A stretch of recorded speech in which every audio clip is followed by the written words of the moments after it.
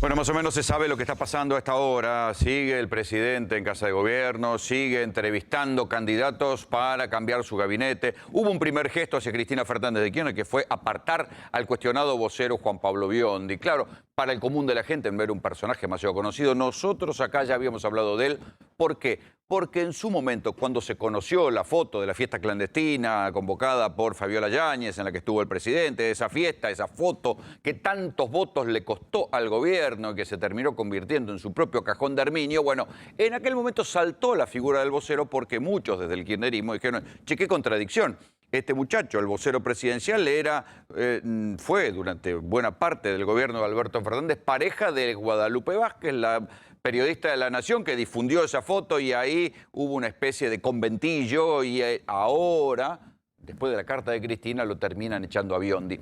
Ahora vendrá también la discusión sobre si incorporan o no un gobernador a la jefatura de gabinete, si el gabinete será más peronista, tendrá un poco más de kirchnerismo, si habrá gente de la cámpora, cómo vendrá la alquimia, si pondrán gente del Frente Renovador, pero todo eso es lo que ya sabemos que está pasando. Pero en el fondo hay que ver por dónde se sale de esta crisis, o en todo caso, qué de todo lo que dijeron las urnas en la paliza del domingo pasado va a ser bien interpretado y para dónde se sale. ¿Por qué? Porque Cristina está diciendo, bueno, de acá se sale con más kirchnerismo. ¿Pero qué representa? ¿Qué quiere decir más kirchnerismo? Poner más plata en el bolsillo de la gente. Les estoy simplificando un poco la carta de Cristina. Hay que poner más plata en el bolsillo de la gente para compensar los aumentos de los alimentos, lo que la inflación devoró. Pero eso ya se sabe que es una solución de corto plazo. Y ahí es donde todavía quedan 2 años más para gobernar y ahí es donde no se ponen de acuerdo sobre lo que hay que hacer. Porque si uno mira bien y desagrega el mensaje de las urnas, puede empezar a pensar que lo que la gente dijo es algo que en su momento tampoco el kirchnerismo abordó, que es la importancia, la gravedad de la inflación. Recuerden que en aquellos años del kirchnerismo, sobre todo a partir de la gestión de Kicillof, siempre la inflación era un tema menor, qué bueno, se le ganaba poniendo plata en el bolsillo de la gente, dando aumentos con las paritarias que estaban por encima de la inflación, pero la inflación le hizo perder varias elecciones al kirchnerismo. Cada vez que la inflación crecía, perdían elecciones, salvo en el año 2011, donde hubo tal reactivación económica, tal crecimiento, casi del 10%, que ahí Cristina gana otra vez la presidencia. Pero la inflación fue una materia no resuelta del kirchnerismo, del cristinismo. Ahora otra vez está la inflación en el tapete, porque ¿qué cambió? De los 2 años de Macri a los 2 años de Alberto, más o menos la inflación fue la misma, siempre estuvo en el 50%. Entonces, está bien, estuvo la pandemia, pero al final del proceso la gente percibe en los bolsillos que no cambió su situación de Macri a Alberto. Y ahí es donde nadie sabe qué hacer y nadie sabe cómo se sale y cómo se interpreta el mensaje de las urnas. Por lo pronto, una de las cosas que se empieza a ver es que no alcanza a conseguir repartiendo plata, que no alcanza con los planes sociales. Esta que era una agenda de la derecha, la crítica a los planes sociales, de la que tampoco pudo salir Mauricio Macri, ahora está sobre la mesa. Entonces, entre las elecciones y la crisis de gabinete, Alberto Fernández hizo un discurso en un acto inaugurando, no sé, alguna obra por ahí, diciendo nosotros queremos que los planes se conviertan en trabajo. Eso lo dicen todos, pero nadie sabe cómo hacer. Nadie asume que realmente en estos años, agravado por la pandemia, los planes sociales se han convertido en algo que pervierte el sistema de trabajo. Muchas veces lo hemos contado acá. Es más negocio no ir a trabajar que ir a trabajar. Hay sectores populares que viven en el tercer cordón del conurbano a los que no les conviene venir a trabajar por 50.000 pesos y con planes sociales, asignación y tarjeta alimentar pueden juntar 40.000. ¿Para qué van a venir acá a vender su fuerza de trabajo? Esto genera un desequilibrio en la sociedad, genera una bronca en la clase media a la que por otra parte tampoco le llegan ayudas. Todo este combo de problemas se va sumando y fue lo que terminó generando el voto castigo al gobierno. Es más, alguien debería tomar nota de por qué gente como Javier Milei termina ganando o termina saliendo, termina saliendo segundos en barrios populares con una especie de voto antisistema, cuando son los primeros que cortarían los planes, son los primeros que cortarían las asistencias sociales porque está en su propio discurso. La demanda de trabajo, la demanda de que haya laburo y la demanda de terminar con la inflación, que es lo que come los sueldos, es el verdadero mensaje de las urnas. ¿Cómo hacer para eso? Bueno, lo que Cristina está diciendo de corto plazo es, si la inflación comió los sueldos de la gente, hay que ponerle plata en el bolsillo. Pero, ¿qué dicen desde el albertismo? Ojo, porque, o que dice en todo caso el ministro Guzmán, ojo, si nosotros ponemos más plata en la calle, van a remarcar más los precios y se van a volver a comer lo que nosotros pongamos en los bolsillos de la gente. En el alquilerismo dicen, muchachos, no importa, hay que poner plata en el bolsillo de la gente, aunque sea para estos 3 meses y después hablamos. Y ahí es donde está la discusión. Pero también del propio bando del gobierno no asumen que no tuvieron una capacidad de gestión a la altura de la crisis. Algo que nosotros también hablamos muchas veces aquí en GPS. El gobierno se dedicó a gestionar la pandemia, pero antes de la pandemia no había capacidad de gestión. Los ministerios fueron loteados entre partes de la alianza. El Ministerio de Vivienda, cuando asumió María Eugenia Bielsa, se perdió todo un año que se debió haber utilizado para construir planes y casas y organizar viviendas para que hubiera planes de vivienda y se construyeran casas y se diera trabajo y hubiera casas para poder comprar en la Argentina. Nadie entendió cómo hacerlo. Es más, yo les conté en aquel momento que había un fondo, el fondo del dólar solidario. El dólar solidario, una de las primeras medidas del gobierno. Una parte del impuesto del dólar solidario va a un fondo para construir viviendas. Durante un año, María Eugenia Bielsa, en el Ministerio de Vivienda, acumuló 11.000 millones de dólares para ejecutar en la urbanización de barrios populares. No ejecutaron un peso. Ese fondo se lo transfirieron después al Ministerio de Desarrollo Social. ¿Saben cuánta plata tiene hoy? 54.000 millones de pesos. ¿Sabe cuánto se ejecutó? Casi nada.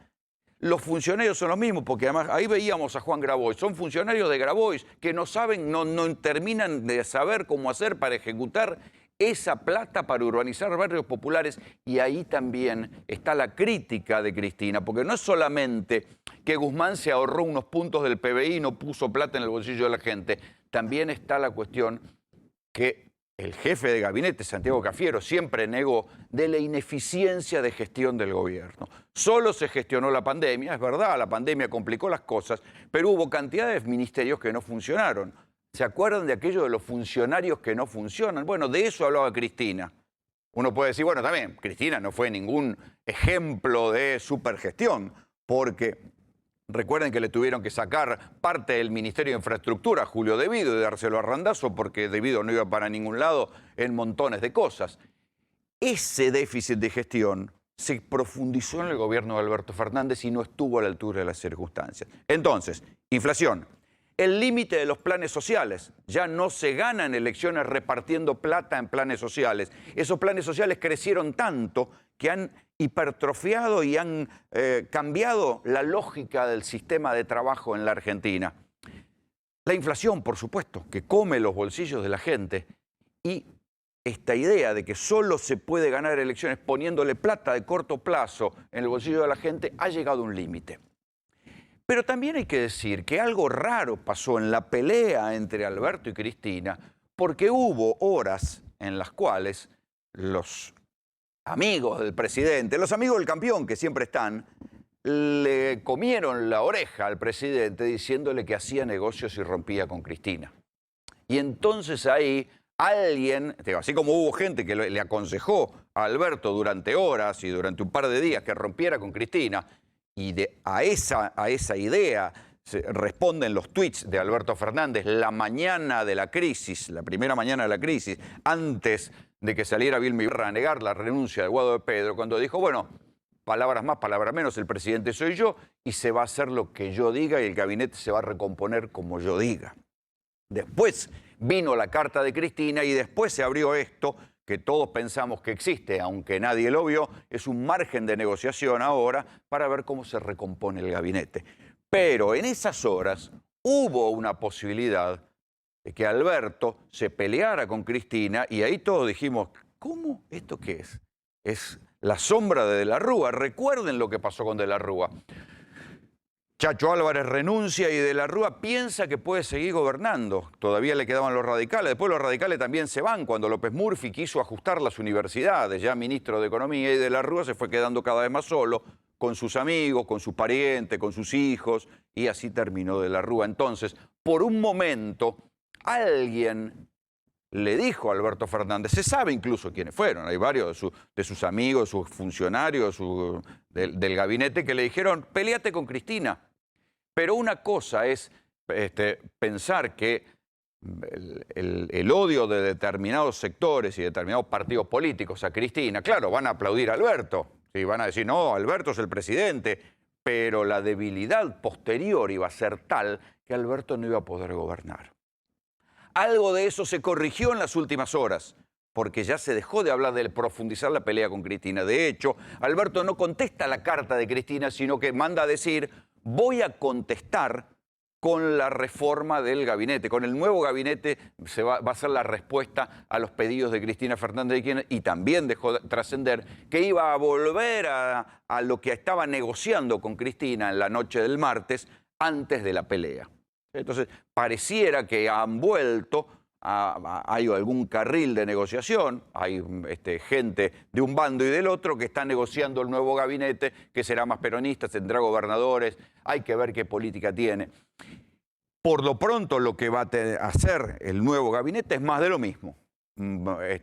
Aumento de emergencia a los jubilados, tal vez algún IFE fragmentado, irán a hacer nuevo programa de control de precios, a ver si logran frenar la inflación, más de lo mismo, porque la cuestión se va a definir después de noviembre. Ahí se definirá si el presidente cambia el rumbo económico, gira a la derecha, gira a la izquierda, o qué demonios hace. Por ahora van a ser más de lo mismo. Pero lo interesante es que por un momento el presidente Alberto Fernández evidentemente pensó que podía gobernar sin Cristina. Y ahí para algo está la historia. Alguien... yo sé que las comparaciones son odiosas, pero Cristina se comparó con Cobos. Dijo, yo no voy a ser Cobos. ¿Qué quiere decir esto? Ella no iba a ser como Julio Cobos, que era su propio vicepresidente, que desempató en contra la resolución 125 en el conflicto con el campo y que quedó siempre, durante lo que le quedaba de mandato a Cristina, siendo un presidente a la expectativa en el cual no se podía confiar, ¿sí? Cristina dijo, yo no voy a ser como Cobos. Pero Alberto en algún momento pensó que podía gobernar sin Cristina. ¿Qué pasó? ¿Se dio vuelta y habló con los gobernadores? Sí, efectivamente. ¿Y los gobernadores qué le dijeron? No, ninguno de nosotros va a asumir si no tiene el aval de Cristina. ¿Por qué? Porque era pan para hoy, hambre para mañana. ¿Hablaron con la CGT? Sí, hablaron con la CGT. La CGT que le dijo, no, la unidad. Nosotros, la unidad. Esa idea de poder gobernar sin Cristina, que podía tener el guiño de algunos sectores de poder, del guiño de alguien del Círculo Rojo, que seguramente le dijo a Alberto, vos rompé con Cristina, deshacete del ala izquierda de tu coalición, que nosotros te vamos a ayudar, duró poco. O en todo caso, duró poco hasta ahora. Hay que ver qué pasa después de noviembre. Bienvenidos. Esto es GPS. Sergio decía,